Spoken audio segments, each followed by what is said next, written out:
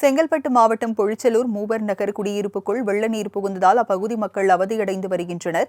இதுகுறித்து விரிவான தகவல்களை எமது செய்தியாளர் டேனியல் வழங்க கேட்கலாம். டேனியல், வெள்ள நீரானது வீடுகளுக்குள் புகுந்ததால் அங்குள்ள மக்கள் என்ன மாதிரியான சிரமங்களை சந்திச்சுட்டு வராங்க? விவரங்கள் என்ன?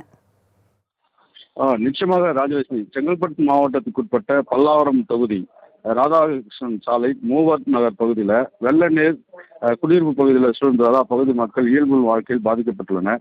குறிப்பாக கண்ணதாசன் தெரு, வெங்கடேசன் தெரு, அதனை சுற்றியுள்ள பகுதிகளில் மழைநீர் தேங்கி நிற்பதால் குடியிருப்பு வாசிகள் கடும் அவதிக்கு அடைந்து வருகின்றனர். அவசரத்தில் கூட வெளியே வருவதற்கு கூட முடியவில்லை என வேதனையுடன் தெரிவித்திருந்தனர். குறிப்பாக ஒவ்வொரு மழைக்கும் தங்கள் பகுதியில் தொடர்ந்து மழைநீர் தேங்கி நிற்பதாகவும், இது சம்பந்தமாக ஊராட்சி செயலாளர் மற்றும் ஊராட்சி மன்ற தலைவர்களிடம் பலமுறை முறையிட்டும் இதுவரை எந்த ஒரு நடவடிக்கையும் எடுக்கப்படவில்லை மக்கள் குற்றச்சாட்டினர். இதனால மழை நீருடன் கழிவு நீரும் கலந்து அந்த குடியிருப்பு பகுதியில் வீட்டுள் நுழைந்து கடும் துர்நாற்றம் வீசுவதோடு அந்த வீட்டில் தங்குவதற்கு கூட லாய்க்கற்றதாக இருப்பதாக மனவேதனையுடன் பகுதி மக்கள் தெரிவிக்கின்றனர்.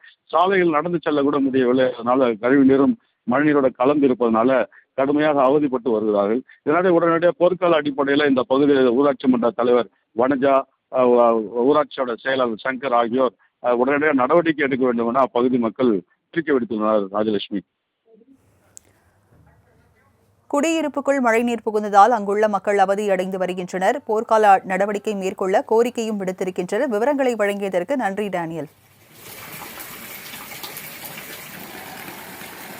காவா இருக்கு போது